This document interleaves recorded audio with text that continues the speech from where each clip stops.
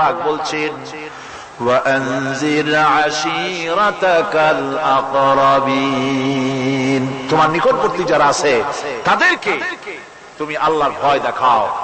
নামাজের জন্য তাদেরকে বলো আল্লাহর ভয় তাদের অন্তঃকরণের মধ্যে সৃষ্টি করে দাও। আর এই নামাজ পড়তে হবে জামাতের সাথে। নামাজ পড়তে হবে কিসের সাথে? জামাতের সাথে। রাসূল করিম সাল্লাল্লাহু আলাইহি ওয়াসাল্লাম বলছেন, হুজুরের কাছে আল্লাহর নবীর কাছে হযরতে আবু হুরায়রা রাদিয়াল্লাহু তাআলা আনহু হাদিসটি বর্ণনা করেছেন। হুজুরের কাছে একজন অন্ধ লোক এলো। সেই অন্ধ লোক এসে বললেন, হুজুর আমি তো চোখে দেখি না, জামাতের যে গুরুত্বের কথা আপনি বললেন, আমাকে কি রুখসত দেওয়া যায় নাকি? আমি অনেক সময় সাথী সঙ্গী পাই না, আমাকে কি রুখসত দেওয়া যায় নাকি? হুজুর বললেন, হ্যাঁ তোমাকে রুখসত দেওয়া গেল। অন্ধ যখন হেঁটে যাচ্ছিলেন, নবীজি তাকে আবার ডাকলেন, ডেকে জিজ্ঞেস করলেন, অন্ধ নামাজের মসজিদের আজান কি তোমার কানে যায়? বলে, হ্যাঁ আমি আজান শুনি। হুজুর বললেন, আজানের জবাব দিবা, মসজিদে এসে জামাতে নামাজ পড়বা। একজন অন্ধকে রুখসত দেওয়া হয় নাই। মসজিদে আজান শোনার পর ঘরে বসে যদি নামাজ আদায় করেন, নামাজের হক আদায় হবে না। হুজুর সাল্লাল্লাহু আলাইহি ওয়াসাল্লাম বলেছেন, মসজিদে আজান হওয়ার পর যে ব্যক্তি ঘরে বসে নামাজ পড়ে, আমার ইচ্ছা হয় ঘরটা আগুন দিয়ে জ্বালায় দেই। কে বলতেছেন? রাহমাতুল লিল আলামিন, রাহমাতুল লিল আলামিন বলতেছেন। ঘরের মধ্যে যদি মেয়ে লোক আর বাচ্চারা যদি না থাকতো, তাহলে আমার ইচ্ছা হয় আমি বলি আগুন দিয়ে ঘরটারে জ্বালায় দাও। এই ঘরের মহব্বতেই তো সে বাইর হয় না। নামাজের এত বড় গুরুত্ব দেওয়া হয়েছে। আমার বন্ধুগণ, এই নামাজের জামাতি আল্লাহর নবী জীবনের শেষ নামাজ জামাতে আদায় করেছেন। জীবনের শেষ নামাজটাও জামাতে আদায় করলেন। তখন তার এমন অবস্থা, এত অসুস্থ, দাঁড়াতে পারেন না, হাঁটতে পারেন না। দুইজন সাহাবীর কাঁধের উপরে ভর করে তারপরে বহু কষ্ট করে মসজিদে গিয়ে নামাজ আদায় করেছেন, খুতবা দিয়েছেন।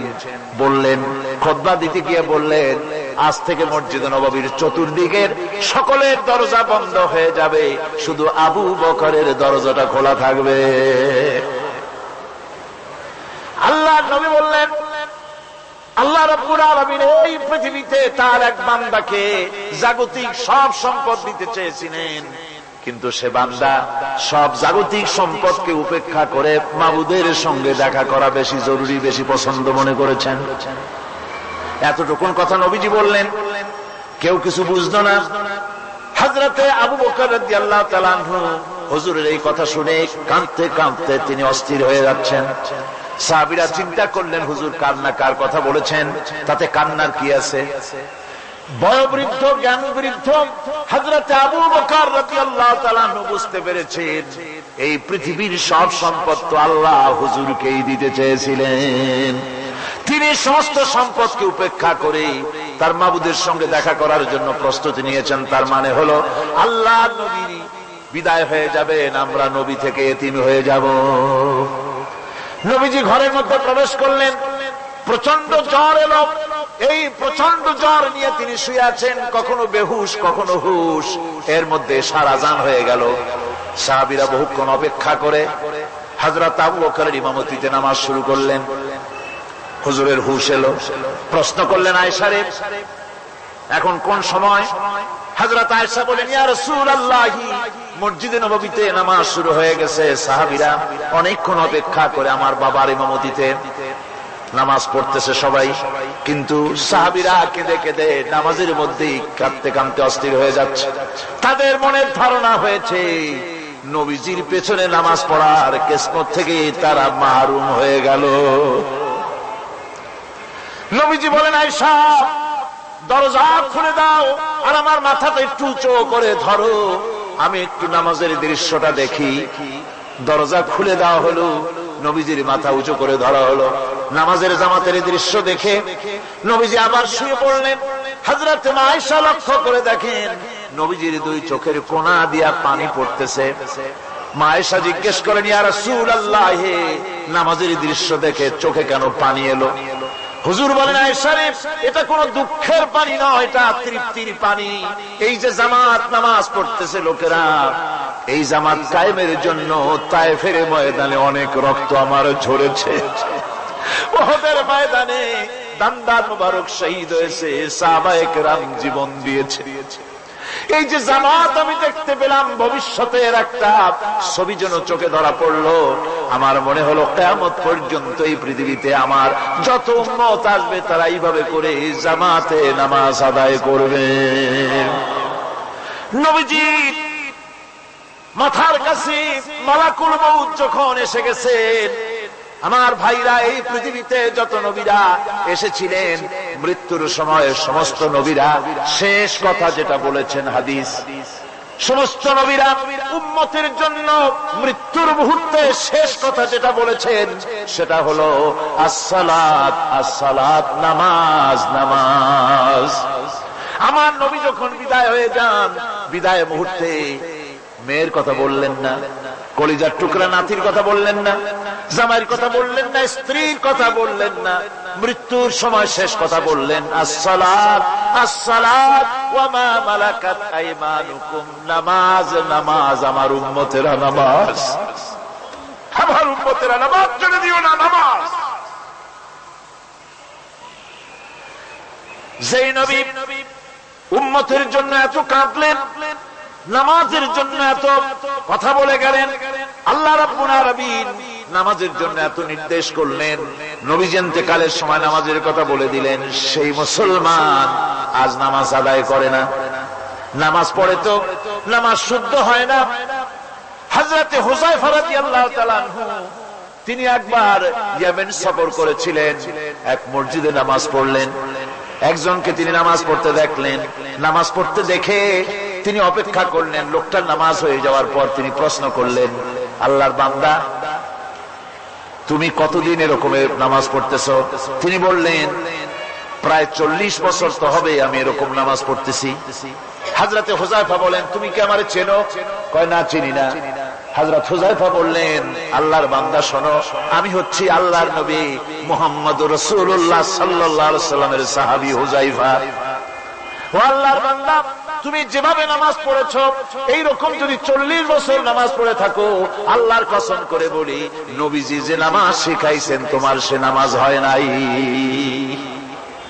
রাসূলুল্লাহ নামাজ হয় নাই, নামাজ পড়লেই হবে না। রাসূলুল্লাহ বলেছেন, সাল্লু কামা রাআইতুমুনি উসাল্লি, নামাজ পড়ো সেইভাবে যেভাবে আমারে পড়তে দেখো। বিশ্বাস করুন ভাইরা, নামাজ যদি না হয়, হরতাল করিয়া, মিছিল করিয়া, বিক্ষোভ করিয়া, যে কোনো আন্দোলন করে ইসলামকে বিজয়ী করা যাবে না যতক্ষণ পর্যন্ত নামাজ সহি না হবে।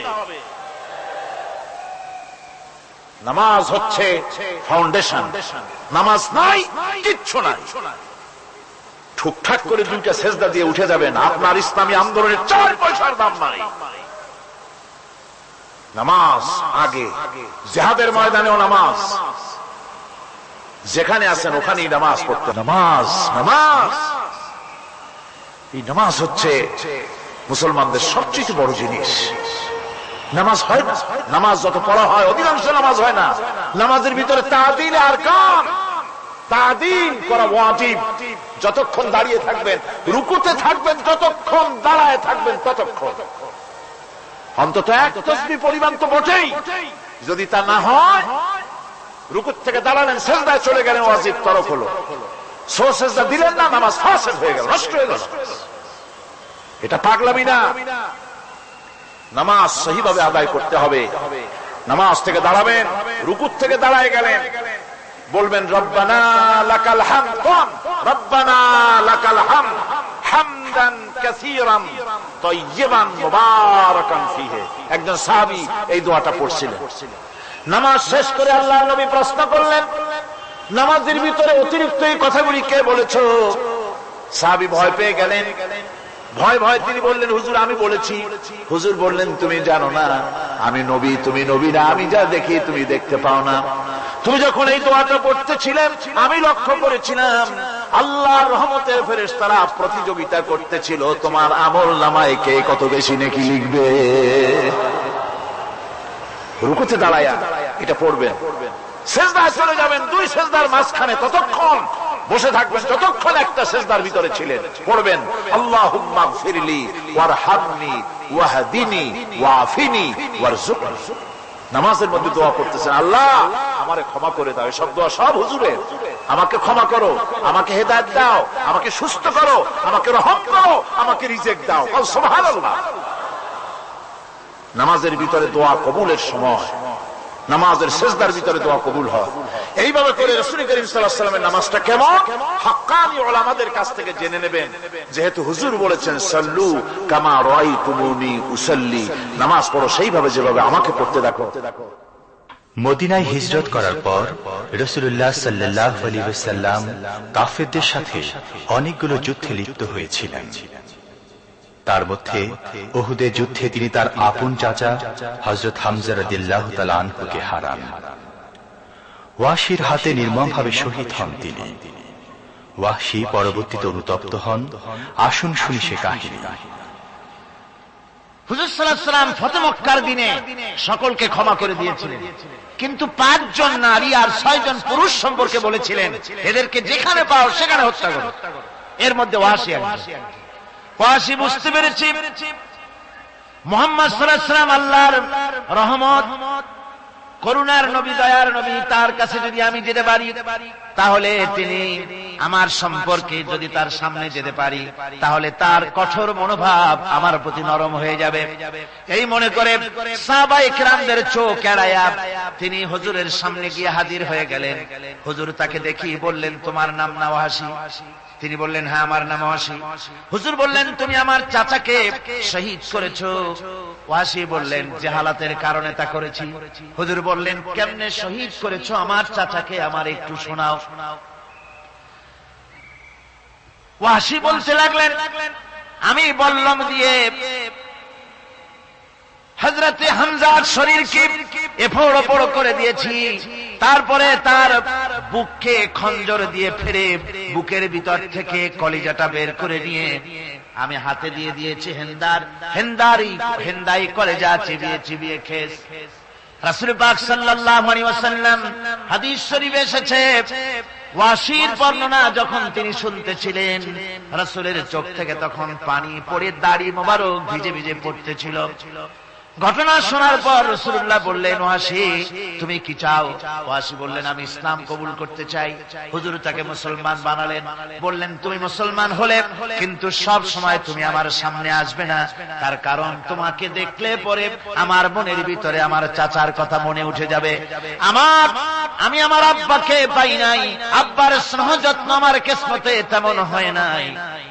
আমার চাচা হামজা আমাকে পিতার মতো করে আমাকে স্নেহ করেছে, তোমাকে দেখলে পরে তার কথা মনে পড়বে, সুতরাং তুমি সবসময় আমার সামনে আসবে না।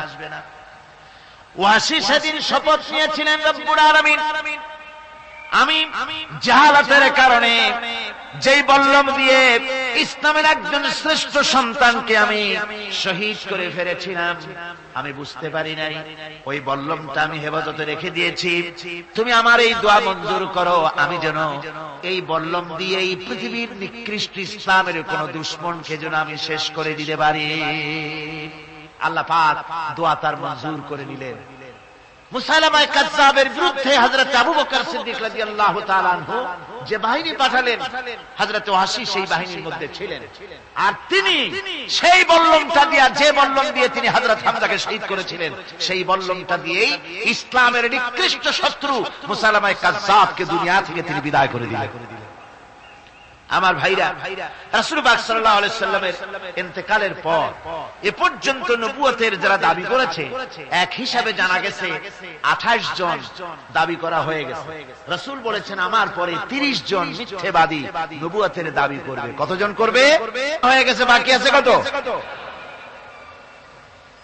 এর মধ্যে গোলাম আহমদ একজন। গোলাম আহমদ দাবি করল যে আমি নবী। তার অনেকগুলি বই কিতাব সে লিখল। বইয়ের মধ্যে এক জায়গায় সে লিখেছে, তার বইয়ে এক জায়গায় লিখেছে যে আমি স্বপ্নে দেখলাম আল্লাহ আমার সামনে উপস্থিত। আল্লাহ আমার সামনে এসেছেন পুরুষের আকৃতিতে। আর আমি তখন স্বপ্নের ভিতরে আমি নিজেকে একজন নারীর মতোই মনে করলাম। স্বপ্নের ভেতরেই আল্লাহ পাক পুরুষ হিসাবে আমাকে ব্যবহার করলেন। আমি স্বপ্নের মধ্যেই গর্ভবতী হলাম এবং স্বপ্নের ভিতরে আমি গোলাম আহমদ মসিহে রূপান্তরিত হয়ে গেলাম। নাউযুবিল্লাহি মিন যালিক। গোলাম আহমদ বলছে আল্লাহ পাক ওহীর মাধ্যমে আমাকে জানিয়েছেন, আল্লাহ আমাকে বলেছেন, গোলাম আহমদ তুমি হচ্ছ আমার সন্তান তুল্য। নাউযুবিল্লাহি মিন যালিক। এইভাবে অসংখ্য মিথ্যে কথা দিয়ে বইপত্র রচনা করেছে। লোকেরা তার কাছে নবুয়তের প্রমাণ চেয়েছে।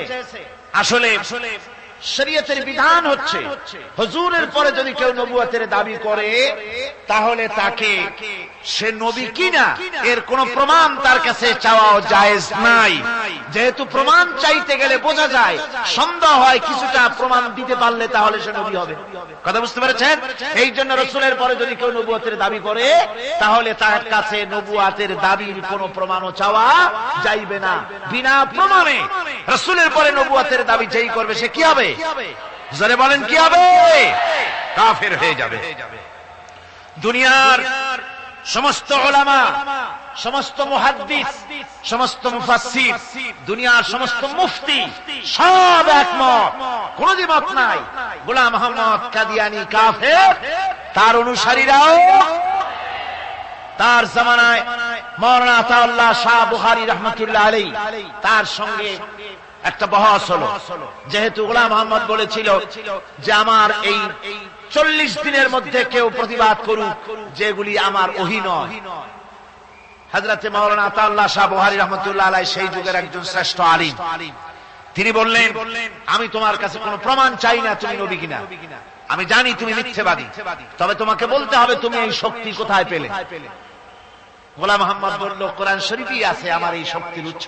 কোথায়? বলল যে এই যে আয়াতটা আমি আপনাদের সামনে তেলাওয়াত করেছি, ঈসা আলাইহিস সালামের ওই কথাই গোলাম আহমদ বলল যে হযরত ঈসা আমার সম্পর্কে বলেছেন ইয়াতি মিন বাদ ইসমুহু আহমদ, আমার পরে একজন নবী আসবেন, রাসূল আসবেন, তার নাম হবে আহমদ, আমি সেই আহমদ।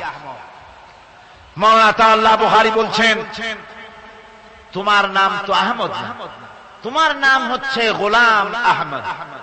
তার অর্থ হলো হযরত ঈসা আলাইহিস সালাম যে আহমদের কথা বলেছেন তুমি সেই আহমদের গোলাম। গোলাম আহমদ বললেন দেখুন আমার নামের প্রথম শব্দ গোলাম, এটা হচ্ছে আমার লকব। আমি আমার নামের লকবটা ছেড়ে দিলাম, বাদ দিয়ে দিলাম, আর ব্যবহার করব না। তাহলে তো আমি আহমদ থাকি, আপনি তো আর আপত্তি করতে পারেন না। মাওলানা বুখারী বললেন নামের প্রথম শব্দ বাদ দেওয়া যদি জায়েজ হয় তাহলে তোমার ফতোয়া দিয়ে আমার নামের প্রথম শব্দ বাদ দিয়ে দিলাম। আমার নাম আতা আল্লাহ, নামের প্রথম শব্দ আতা বাদ দিয়ে দিলাম। তো আতা যদি বাদ দেই তাহলে আল্লাহ হই, আর আল্লাহ হয়ে বলছি তোমার মতো গাধাকে নবুয়ত আমি দেই নাই। এরপর এই পৃথিবীর নিকৃষ্ট পাপী এই কাফেরের মউত হলো কোথায়? জোরে বলেন এই কাফেরের মউত হলো কোথায়? পায়খানার ভেতরে মউত হয়েছে। কিয়ামত যখন হবে তখন সবাই ভয়ে কাঁপতে থাকবে। মহান রব্বুল আলামিনের সামনে কেউ টু শব্দটি পর্যন্ত করার সাহস পাবে না।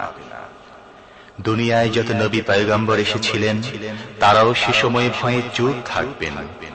কেবলমাত্র আল্লাহর অনুমতি সাপেক্ষে সেদিন বিশ্বনবী রাহমাতুল লিল আলামিন রাসূলুল্লাহ সাল্লাল্লাহু আলাইহি ওয়াসাল্লাম তার উম্মতের জন্য শাফায়াত করার সুযোগ পাবেন।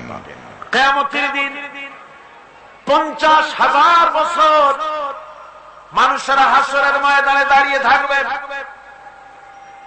50,000 বছর বিচারের দিনটা লম্বা হবে 50 আলফা সানা মিম্মা তাউদ্দুন। এই পৃথিবীতে তোমাদের গণনা মতে 50,000 বছর যত বড় লম্বা, কিয়ামতের বিচারের দিনটা হবে অত বড় লম্বা। মানুষেরা হয়রান হয়ে যাবে। মানুষের মাথার চাঁদি, গুনাহগারের মাথার চাঁদি ফেটে গিয়া মগজগুলি গলে গলে পড়তে লাগবে। জিহ্বাটা ঝুলে কুকুরের মতো নাভিস্থল পর্যন্ত পড়ে যাবে।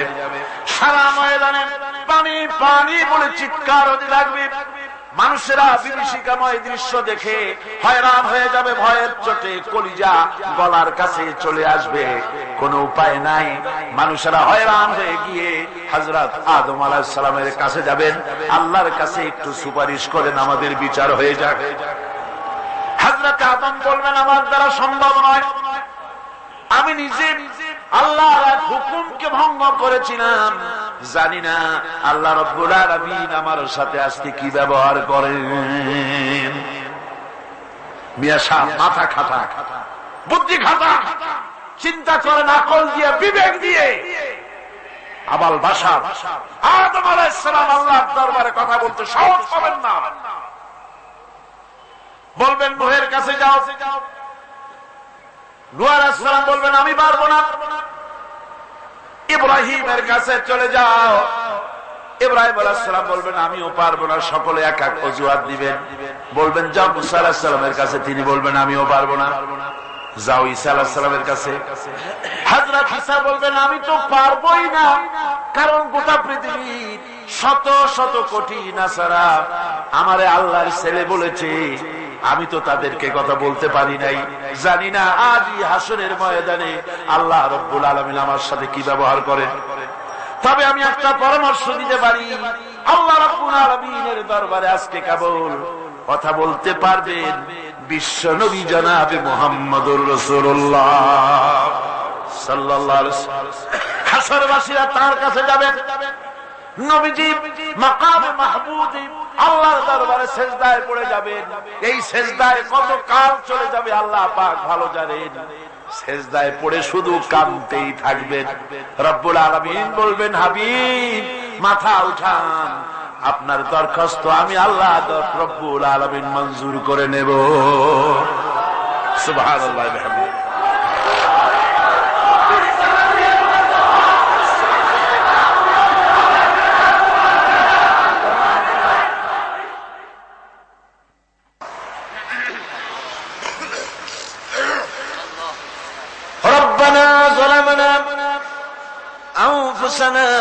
وإن لم تغفر لنا وترحمنا لنكونن من الخاسرين।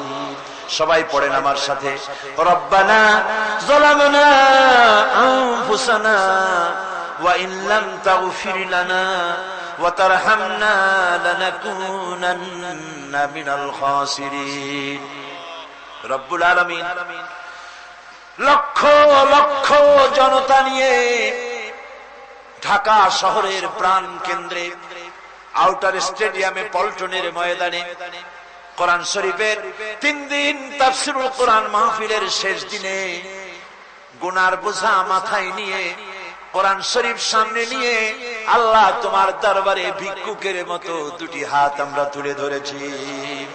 রব্বুল আলামিন এই 3 দিন আমরা যারা কথা বলেছি, আমরা মানুষ, কথার মধ্যে যদি কোনো ভুল ত্রুটি হয়ে থাকে আল্লাহ দয়া করে আমাদের ভুল ত্রুটি মাফ করে দিয়ে পূর্ণ সওয়াব এনায়েত ফরমাও।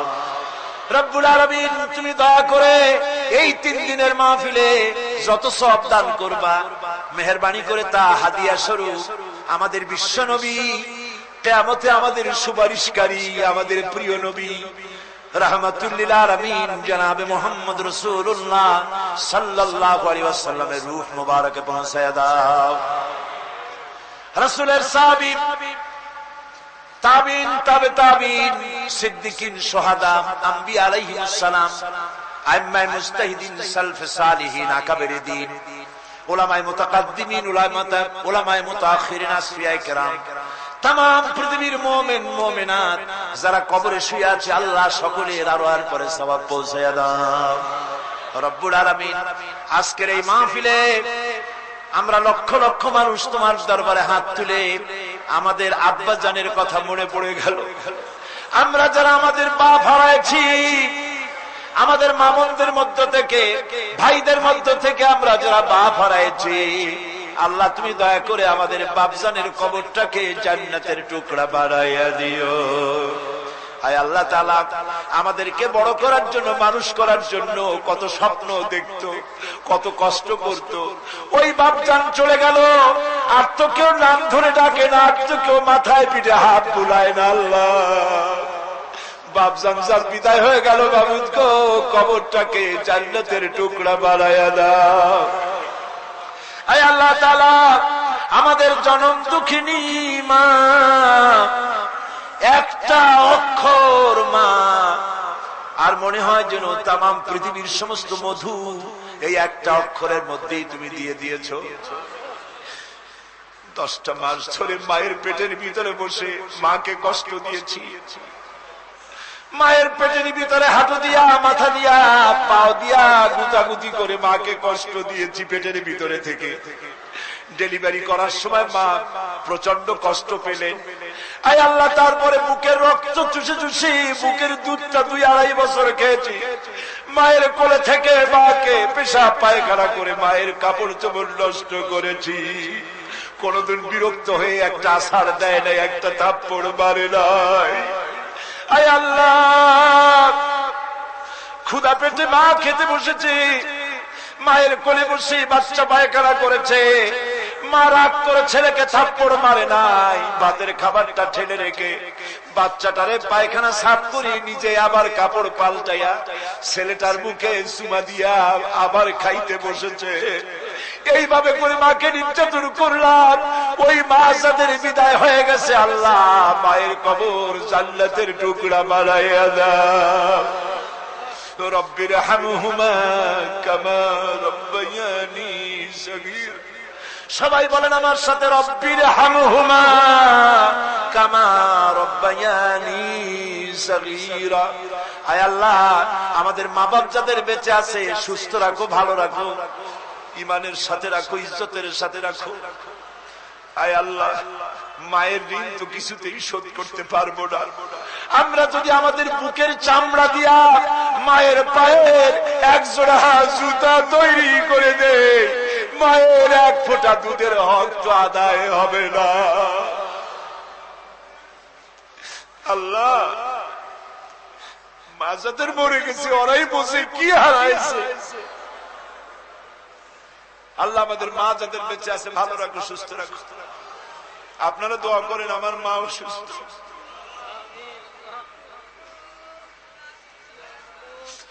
আল্লাহ মাকে সুস্থ করে দাও। ربنا تقبل منا إنك أنت السميع العليم وتب علينا إنك أنت التواب الرحيم سبحان ربك رب العزة عما يصفون وسلام على المرسلين الحمد لله رب العالمين واجعل آخر كلمة عند الموت لا إله إلا الله محمد رسول الله। আসসালামু আলাইকুম ওয়া রাহমাতুল্লাহ।